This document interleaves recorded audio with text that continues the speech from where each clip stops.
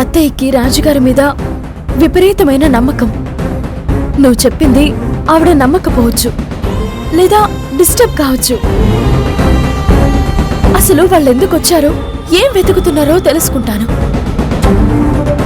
అది పూర్తిగా తెలిసాక మనం చేయాల్సింది చేద్దాం.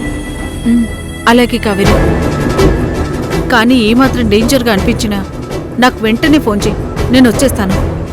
సరే మైసమ్మ, కానీ ఒకటి గుర్తుపెట్టుకో, వాళ్ళు నన్నిక్కడ చూసినా ప్రాబ్లం లేదు, కానీ నిన్ను చూస్తే మాత్రం వాళ్ళ ప్లాన్ మనకి తెలిసిపోయింది అనుకుంటారు. కాబట్టి జాగ్రత్తగా ఉంటానులే.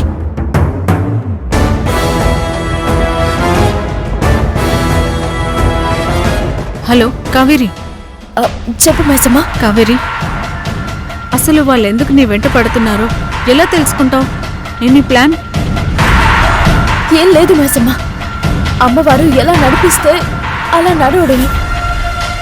నువ్వు అత్తయ్య గారిని జాగ్రత్తగా చూసుకో, నేను వీళ్ళ సంగతి చూస్తాను. సరే కావేరి. ఇంతకీ వాళ్ళక్కడికి వచ్చినట్టు అర్జున్కి తెలుసా? లేదు మైసమ్మ, నేను మళ్ళీ నీకు కాల్ చేస్తాను.